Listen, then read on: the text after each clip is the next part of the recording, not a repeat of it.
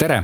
Täna ma tahtsin rääkida ühest uuest programmist, mis võimaldab ühendada 4 USB mikrofoni ühe arvuti taha.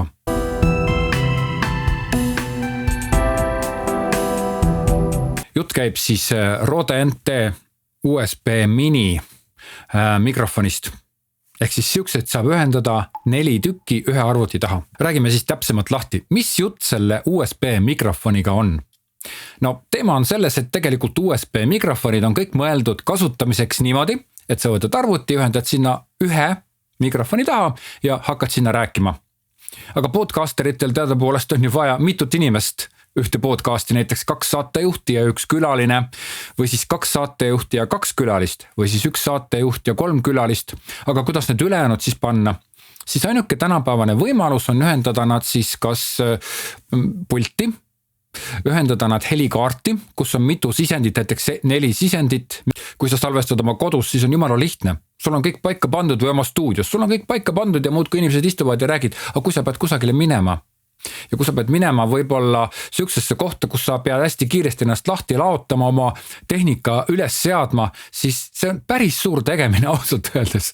Sellepärast, et arvuti tahab toidet saada, siis tahab toidet saada helikaart, siis sa pead ühendama kõik need mikrofonid, igal mikrofonil on juhe, ehk siis 4 juhet kokku, jah? Igal mikrofonil on juhe, siis juhe tuleb siis sellesse helikaarti, helikaart tahab saada toidet pluss ühte USB juhet, mis läheb siis arvutisse ja arvuti tahab saada ka toitejuhet. No toiteblokki ühesõnaga. Nii et see on ikkagi päris paras mässamine. Nüüd USB mikrofon on loodud jõle lihtsaks seadmeks. Seal on niimoodi, et 1 mikrofon, võtad juhtme, torkad selle arvutisse ja läheb.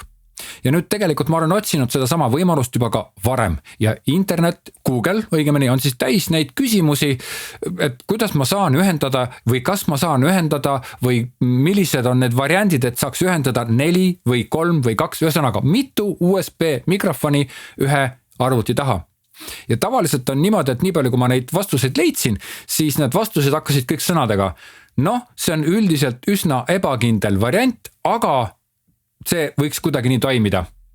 Ja kõik nagu ütlevad, et tegelikult arvuti nagu läheb segadusse sellega, et tal on nagu mitu USB mikrofoni, kuidagi need mitu samasugust seadet ajavad selle arvuti segadusse. Nüüd Rode on siis täiesti pioneer, kes tegelikult minu meelest niivõrd loogilise lahenduse on toonud turule. Selle programmi nimi on Rode Connect ja ta on täiesti tasuta Rode leheküljelt alla laetav.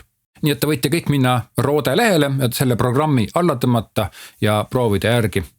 Ja muideks seal programmis on ka veel väga palju muid võimalusi, aga räägime nendest natuke aja pärast. Mind väga huvitab, mis hakkab nüüd siis podcasti turul toimuma. Mõned YouTuberid räägivad, et et küllap nüüd teised tarkvaratootjad tulevad kaasa, tulevad järgi, ütlevad, meil on ka selline tarkvara olemas ja tegelikult on ka mingid muud tarkvarad, mis on muist tasulised ja muist tasuta, mis võimaldab tegelikult ruutida, nimetatakse ruutimiseks audiosignaale, helisignaale juba enne seda, kui nad sinna nii-öelda helitöötamise programmi jõuavad ja nii edasi tagasi. Rode Connect on tegelikult süke programm, kus sa lihtsalt vajutad nuppu ja salvestad, olles eelnevalt siis mikrofonid ära seadistanud. Aga see kõik on tehtud äärmuslikult lihtsaks. Vaatame siis seda programmi. Rode Connect programm näeb siis niimoodi välja ja praegusel hetkel olen ma siia ühendanud siis külge ühe USB mikrofoni ja ta mul siin laua peal niimoodi, et siis ta praegult nagu reageerib sellele teist mikrofoni taha ühendatud ei ole. Aga lähme siis korraks tagasi ja vaatame, et kuidas käib siis selle mikrofoni ühendamine. Setup assistant, nii. Siin on siis praegult teist mikrofoni, teist ära võtta juba, nii. Siin all on siis, nii kui sa mikrofoni taha ühendad, on siis näha kohe 1 mikrofon. Kui siin on 4 mikrofoni, siis on siin all näha nagu 4 mikrofoni ja siit see mikrofon tuleb tõsta siis vastavalt siia koha peale ja vastav siis mikrofon siis hakkab vilkuma, et sa näed täpselt, milline mikrofon siis ühendati ära. Ja see on siis nagu nii-öelda tarkvaraline ühendamine. Siis tuleb klikata next. Edasi küsitakse 2 asja. Kas sa soovid süsteemi audiot kasutada, ehk siis kui sa näiteks paned YouTube'is muusika mängima, siis sa saad seda kasutada oma heli taustaks ja see salvestatakse eraldi reale. Või siis saad kasutada virtual device'i, mis on siis näiteks Zoom. Kui sa Zoomist valid virtual device'i, siis sa saad kasutada seda Zoomi just kui ühe heli sisendina. See on üks fantastiline võimalus. vaatame edasi. See on nüüd siis üks kanal ja siin kanali juures on näha siis mitu sellist elementi. Kõigepealt üks indikaator on siin ja see on siis iga mikrofoni indikaator, ehk siis kui keegi räägib valjemini või nõrgemini, siis siit saab nagu reguleerida. Siis siin indikaatori kõrval on olemas selline nagu joonekene, millel on otsad ja see joonekene näitab siis seda, et see mikrofon, sinu hääl peaks kindlasti jääma nende joonekeste vahele. Et näete, nüüd on minu hääl enam-vähem normaalsel tasandil. Siis see näitab nagu üldist tasandit ja siit saab ka veel nagu 1,2 nagu sättida. Ma ei tea, mis siin oli. Siit saab panna väljundit sättida, et näiteks kui mul on veel omakorda helikaart ühendatud siia, siis see helikaart saab nagu kuulata seda, mida ma siis mikrofonidest kuulen. Siis monitor mix, microphones excluded, microphones included, see tähendab siis seda, et näiteks kui sa mikrofoni paned mute ehk siis vaikseks, siit saab panna mikrofone vaikseks, siis kas sa ise kuuled, siis seda või kuule. Ja see on nagu väga oluline. Recording, multichannel ja stereo. See nüüd on niisugune variant, et kui panna multichannel, siis ta salvestab iga mikrofoni ja lisaks ka 2 süsteemi ja virtuaalse device'i eraldi ridadele. Ehk siis sa võid saada kokku 6 kanalit. Ehk siis sul on nagu 6 kanaliga pult ilma millegita. Ja see justkui nagu, kuna see on tarkvaraline, siis see tundub, et see polegi nagu midagi nii erilist, aga tegelikult 6 kanaliga pult, siukene asi maksab ikka päris palju raha. Nii et see on ikkagi päris võimas asi, ma isegi imestan, et kuidas Rode, tegelikult ta ju endal ju tõmbab jalad alt ära sellega, Rode Caster Pro pulti peaks tegelikult kõike seda tegema, aga siin saab seda teha lihtsalt niisama, väga huvitav. Appearance automatic, siin saab siis seda tausta värvi muuta, scaling 1 ja 2, põhimõtteliselt kui 2 panna, siis ta teeb nagu 2 korda suuremaks. Mõnel on suur ekraan näiteks ja siis saab keelt muuta, nii et kõik on äärmiselt lihtne. Siis iga mikrofoni rea juures on olemas siis selline, kui klikata siia peale, siis avaneb selline võimalus, ehk siis siin on olemas noise gate ja see noise gate tähendab seda, et gate on siis see, et kui ma räägin nagu midagi räägin vahepeal ja siis näiteks mina jään vait, siis minu rea peal see minu vait olemise aeg on täielik vaikus. See on noise gate. Kompressor tähendab siis seda, et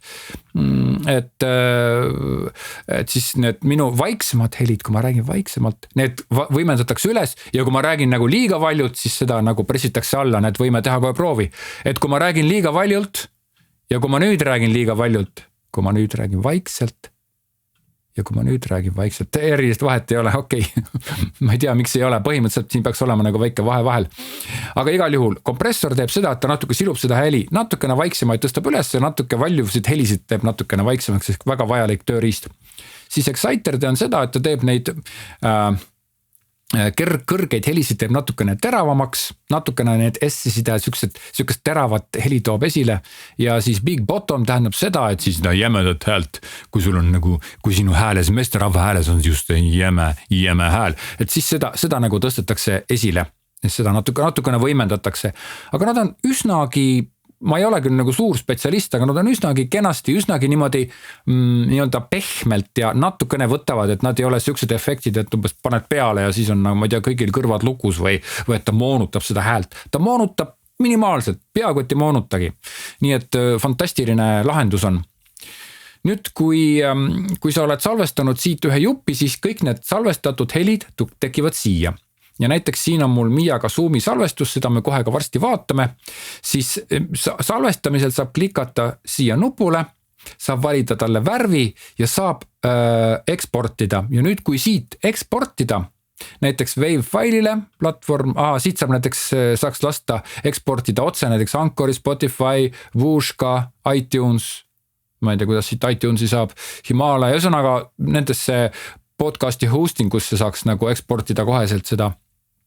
Siis on see võimalus Wave ja MP3 valida, loomulikult Wave on meie jaoks parem, 48 kHz on parem kui 44100 kHz ja siit saaks siis MP3 seda valida ja siin on siis veel, kui sa tahad näiteks, et sinu heli oleks kohe juba valmis mingisuguse valjudusega, siis LUFS-ides, LUFS, nendest ma räägin lähemalt siis podcasti koolitusel, siin samas keskkonnas on see podcasti koolitus, siis näiteks mina teengi -23 LUFS-iga, alguses on kõik helid nii tasased, siis selline võimalus on siin täiesti olemas, nii et see asi on väga läbimõeldud ja ta on mõeldud niimoodi läbi, et kuidas seda süsteemi oleks võimalikult lihtne kasutada. Ta annab ikkagi kätte kõik nagu vajalikku sulle. Ja muideks Rode Connecti puhul on üks võimalus veel, et kui siit valida eksport, siis ta ekspordib kõik read eraldi, lisaks kokku miksi. Kokku mix on siis põhimõtteliselt, kus on kõik asjad koos ja ma oma enda heliprogrammist testisin nii kõiki ridu eraldi kui ka kokku miksi ja see oli tõeliselt äge. Aga vaatamegi üle, et mis siit sellest programmist siis tuleb. Ma räägin siis korra ära ka selle, et kuidas ühendada siis Rode mikrofone arvutiga. Kuidas see käib siis? Selleks on vaja USB jagajat ja USB juhtmed tulevad selle mikrofoniga kaasa. Ja kuna ma sain proovida 3 sellist mikrofoni taaskord ProGeari käest, et siin puhul suur aitäh ProGearile ja igaks juhuks ma ütlen kõigile, et see ei ole nii-öelda tasustatud töö, ehk siis ma ei saanud nagu raha ega midagi selle töö eest, ma sain lihtsalt proovida. Siis igal mikrofonil on kaasas USB juhe. Ja ma sain ka kohe seda teada, et ei tohi kasutada teisi USB juhtmeid kui ainult neid, mis Rodel kaasas on. Mingisugused sobivad, mingisugused ei sobi ja see juhe peab olema üks ots tavaline USB ots ja teine siis USB-C ots. Kõigepealt tuleb siis USB jagaja, torgata üks ots siis arvutisse, see on hästi lihtne jagaja, ilmselt Trimist ostetud, aga töötab väga hästi. Seejärel tuleb võtta mikrofoni USB juhe ja torgata USB-C ots siis mikrofoni sisse ja teine ots siis jagajasse ja nagu jagajasse torgata, nii kohe programm annab teada, et üks mikrofon on ühendatud, sinna peale klikates siis mikrofoni ikoon ilmub ühe rea alla, seejärel tuleb teine, 3. ja 4. mikrofon ühendada, minul siin praegu 2 mikrofoni ja näete, kohe teine märk ikoon ilmus ka sinna alla. Nüüd tuleb need mikrofonid ikoonid tõsta vastavale reale, kus sa tahad, et keegi räägiks ja Rodes müüakse ka igale mikrofonile vastava värvi mütsi, et saaks tegelikult aimu, kes mis real räägib ja kui sinna ikooni pihta klikata, siis vastav mikrofon kohe vilgub. Ja kuulame nüüd siis korra väikese lõigukese minu ja Iiri intervjuud. Aga millega sa neid mänge mängid põhiliselt Robloxit? No ma hakkan Robloxi mängima lauaarvutis, emme luba. Aga praegu sa mängid oma tahvelarvutis, eks ole? Ja mis see Roblox? Vahepeal telefonis ka. Seal saab osta, selliseid asju teha, aga see on hästi palju nagu minikameseid ja hästi palju asju, mida sa tahad otsida, need tulevad üles. Kuulame nüüd huvi pärast ka lõigukese minu ja Miia vestlust, kus mina olin siis Rode NT USB mini mikrofoniga ja oma arvutiga siis ja selle Rode Connect programmiga ühendatud ja Miia on ühendatud siis Zoomi silla vahendusel siia samasse programmi, Rode Connect programmi. Räägi siis, miks sul läks koolis hästi? Mul läks väga hästi, kuna meil toimus ainult esimene ja viimane tund, nii et ma pidin ainult esimesse tundi minema ja siis mul oli mingi 3-4 tundi vahepeal lihtsalt vaba aega. Ma käisin väljas jooksmas, kõndimas ja väga süke vihmane ilm oli ja ma tegin sporti ja siis viimane tund oli keemia, kus me harjutasime kontrolltööks ja ma sain enam-vähem aru, mis toimus. Igal lapsel oma jutud. Iiri rääkis meile arvutimängudest ja Miia rääkis oma koolidest ja asjadest, nii et tegelikult saab teha väga hästi. Teeme siia väikese kokkuvõtte. Kõigepealt murekohad. Esiteks muidugi tegemist on lihtsamat sorti podcasteri lahendusega.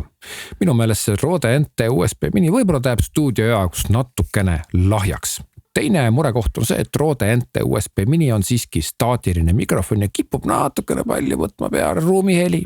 Rõõmukohad on aga sellised, et esiteks Rode NT USB mini omab ise mürasummutus, seal on popkiller.